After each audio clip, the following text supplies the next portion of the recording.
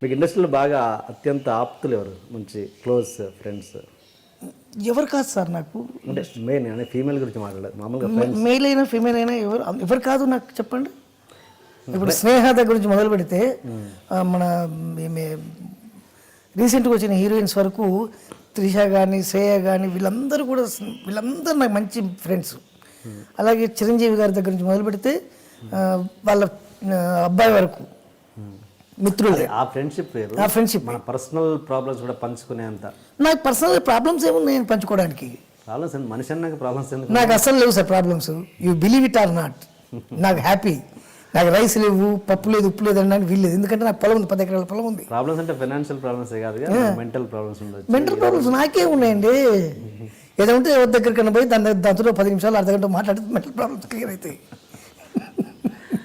సరే, ఇంకా మళ్ళీ రీఎంట్రీ ఖచ్చితంగా ఇస్తారు అయితే. 100% ఓకే. అంటే ఆ మధ్య నేను విన్నది ఏంటంటే వేణుమాధవ్ దగ్గర ఓకే డిసీజ్ పక్కన పెట్టేస్తే ఆయన తొక్కేశారు. తొక్కరు సార్ ఇక్కడ. ఎవరిని తొక్కరు ఇక్కడ ఇండస్ట్రీలో. ఎవరిని తొక్కడు.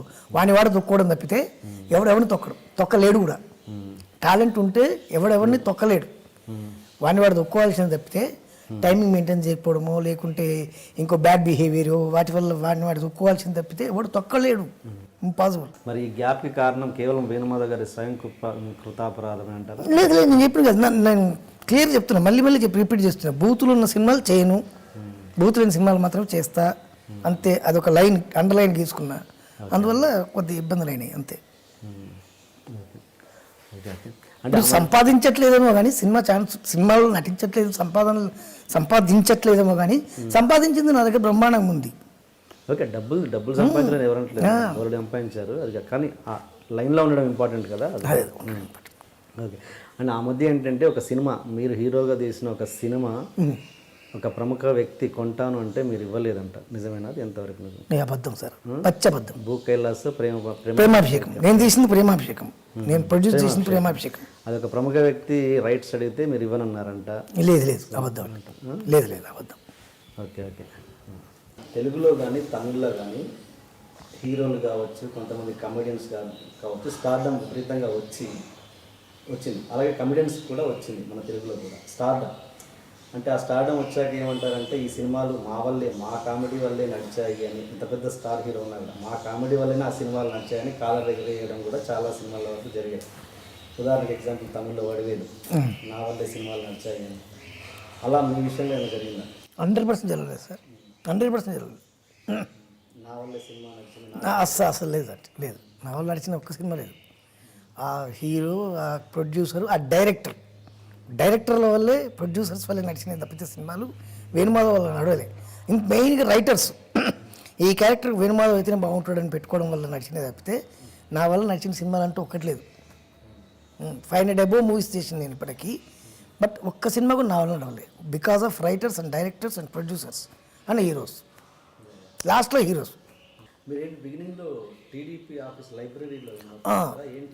హిమాయత్ నగర్ తెలుగుదేశం పార్టీ ఆఫీస్ ఉండేది హిమాయత్ నగర్లో.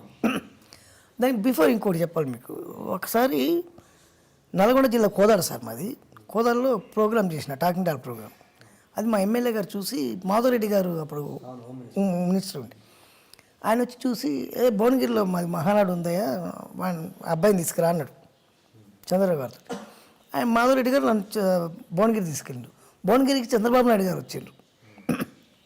ఆయన చూసిండు ప్రోగ్రాం. మరి తప్పకుండా మహానాడుకు రావాలి, మహానాడులో మీ ప్రోగ్రాం పెట్టిస్తాం మేమన్నాడు. ఏంటి నేను ఇట్లా అన్నాడని మాధవరెడ్డి గారితో సార్ అన్న, నువ్వు రా అన్నాడు. అని తీసుకెళ్ళి ఎమ్మెల్యే క్వార్టర్స్ ఉంది కదా సార్, ఎమ్మెల్యే క్వార్టర్స్లో ఉంచారు నన్ను తీసుకెళ్ళి. ఓల్డ్ ఎమ్మెల్యే క్వార్టర్స్ మీకు గుర్తుందంటూ, న్యూ ఎమ్మెల్యే క్వార్టర్స్ సెక్రటరేట్ పక్కన. ఆయన దగ్గర పెట్టేస్తే నేను టెన్షన్ అయిపోతున్నా. ఆఫ్టర్నూన్ 12 o'clock తీసుకెళ్ళిరండి నన్ను స్టేజ్ పైకి. మధ్యాహ్నం 12 గంటలకు తీసుకెళ్ళిండ్రు. ఆఫ్టర్నూన్ 12 o'clock తీసుకెళ్తున్నారు. అది ఈవినింగ్ కదా ప్రోగ్రామ్. జనరల్గా మనకి ఈవినింగ్ ప్రోగ్రామ్, స్టేజ్ ప్రోగ్రామ్ అంటే ఈవినింగే ఉంటుంది కదా. ఈవినింగ్ ఉంటుంది, ఇప్పుడేం తీసుకొస్తున్నారు అనుకుని నేను సర్లే అని వెళ్ళిపోయినా.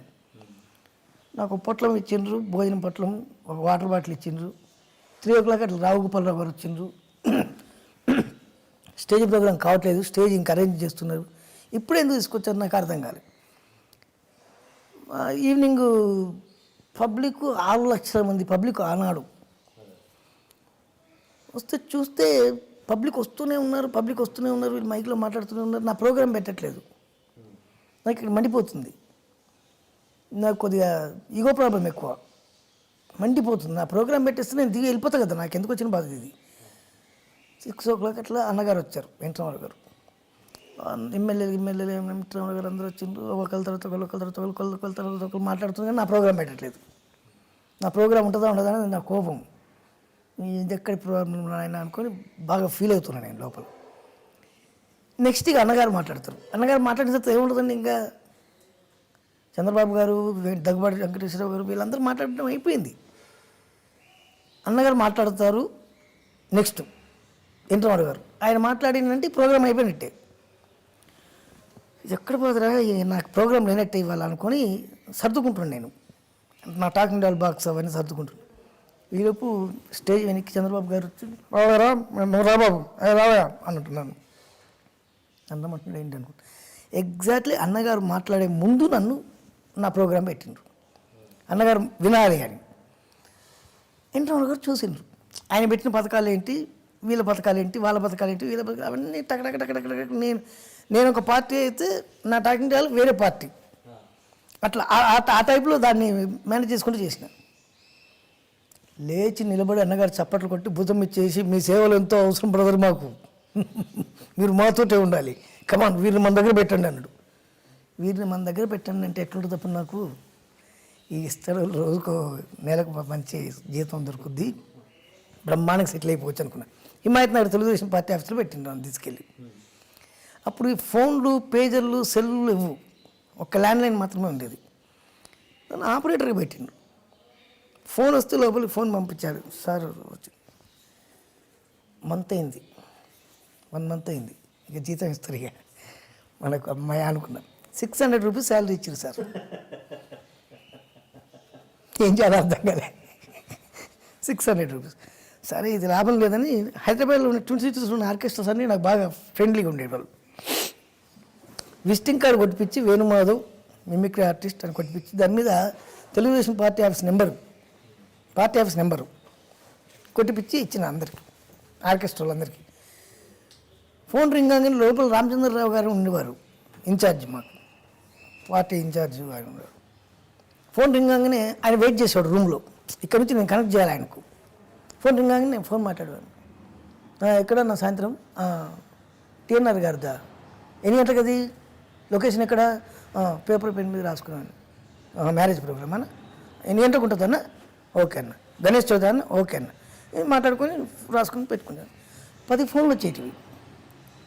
11 లోపల నుంచి నాకు బెల్ మోగేది నా ఫోన్కు. ఎత్తితే రామచంద్ర ఏమో ఇప్పుడు 10 ఫోన్లు వచ్చి నాకు ఒక్క ఫోన్ మాట్లాడలేదు ఏంటి, నేను ఎవరు చేసిందంటే నా కోసం చేసింది సార్ అన్న. నాకు ఫోన్ లేదు కదా, నాకు ఫోన్ లేదు, నా కోసం వచ్చింది సార్ ఫోన్.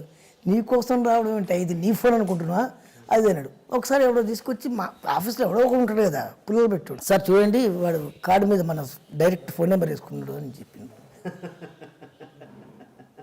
చంద్రబాబు గారు ఆఫీస్కి వస్తే మాట్లాడుతుంటే చంద్రబాబు గారితో ఈ విషయం చెప్పిండ్రు.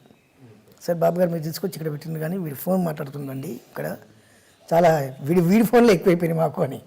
ఒకే ఫోన్ ఉండేది. అక్కడ పనిచేస్తున్నప్పుడు ఒకసారి ఒక సందర్భం జరిగింది.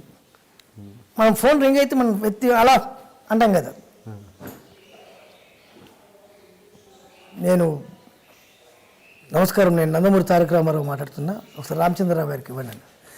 సార్ సార్ సార్ సార్ లేచి నిలబడి ఇచ్చిన ఫోన్ లోపలికి. 10 నిమిషాలు మాట్లాడాను. తర్వాత ఫోన్ పెట్టిన తర్వాత లోపల నుంచి సార్ వచ్చింది బయటికి. బుద్ధి జ్ఞానం ఉందా, ఇది నీ ఇంటి ఫోన్ అనుకుంటున్నా, అలా అనడం ఏంటి, నమస్కారం తెలుగుదేశం పార్టీ కేంద్ర కార్యాలయం అని అనాలి కదా, అనలేదట నువ్వు, అలా అన్నవట, అన్నగారు సీరియస్ అయినరు అన్నాడు. నీ అమ్మ ఇట్లా అనాలి సర్లే అనుకుని పెట్టి సరే సార్ అన్నా. మళ్ళీ ఫోన్ రింగ్ అయింది. రింగ్ అవగానే లేపిన, హలో నమస్కారం తెలుగుదేశం పార్టీ కేంద్ర కార్యాలయం అన్నా. అది బ్రదర్ అని ఫోన్ పెట్టేసి అమ్మ ఆయన అంత తొందర చేస్తానని అనుకోలేదు, నేను అంత స్థితి అనుకోలేదు. ఆ తర్వాత చంద్రబాబు గారు వస్తే ఇట్లా కంప్లైంట్ చేశారు, వాడి ఫోన్ మాట్లాడుకుంటుంది సార్ అని. అప్పుడు రా కారెక్కు అన్నాడు. నేను ఏదో కథ జరిగేటట్టుంది అనుకున్నా. తీసుకెళ్ళి టీటీఎల్పీ తెలుగుదేశం లెజిస్లేటివ్ పార్టీ ఆఫీస్ అసెంబ్లీకి తీసుకెళ్ళిండు. అమర్నాథ్ బాబు గారు ఉండే అక్కడ ఇన్ఛార్జ్. అమర్నాథ్ బాబు గారు ఈయన ఇక్కడే ఉంటారు ఈ రోజు నుంచి, పని చూడండి అన్నాడు. అప్పుడు లైబ్రరీలో నేను పేస్టింగ్ చేయాలి, పేపర్లో వచ్చిన మ్యాటర్లు కట్ చేసి పేస్టింగ్ చేయాలి, పార్టీకి సంబంధించినటువంటి మ్యాటర్లన్నీ కూడా. హిమాయత్ నగర్లో ఉన్నప్పుడు ఒక్క ఫోన్ ఉండే, అసెంబ్లీకి వచ్చిన తర్వాత 2 ఫోన్లు అయినాయి. 2 ఫోన్లు ఉన్నాయి ఇప్పుడు. ఈ ఫోన్ ఒకటి ఆ ఫోన్, ఆ ఫోన్ కాకుండా ఈ ఫోన్. ఆ రకంగా 2 ఫోన్ నెంబర్లు రాసుకొని ఇచ్చేటండి. ఒక్కొక్కసారి 2-3 ప్రోగ్రామ్స్కి అన్నగారితో వెళ్ళలేను నేను, ఇక్కడ ప్రోగ్రామ్స్ ఉంది.